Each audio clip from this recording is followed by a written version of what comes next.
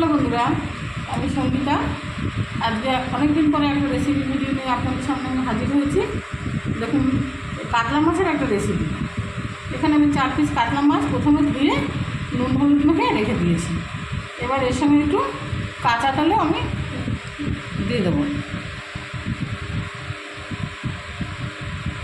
দিয়ে এবার এটাকেও ম্যারিনেট করে নেবো। আর এর সঙ্গে দেখুন আমি কী করছি, এর সঙ্গে দেখুন আমি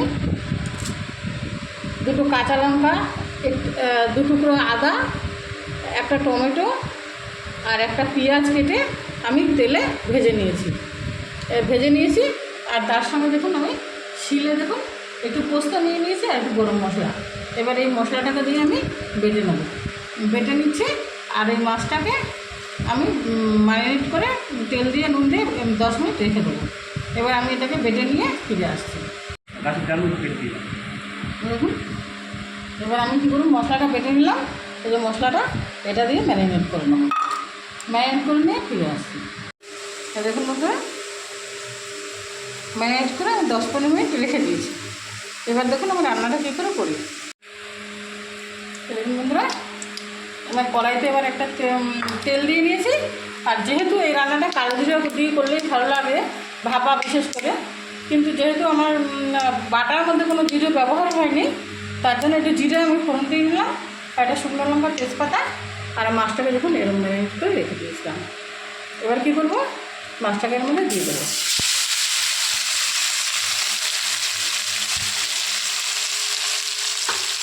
দিয়ে একটু উল্টে পাল্টে ভেজে নেব।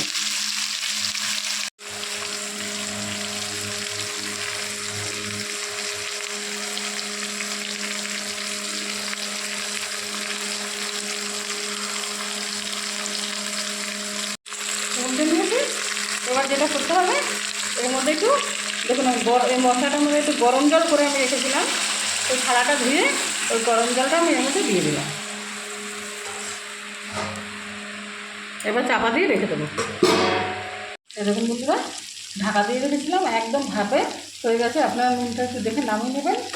এবার আমি একটা পাত্রে নামিয়ে নিচ্ছি। দেখুন একটা পাত্রে নামিয়ে নিয়েছি।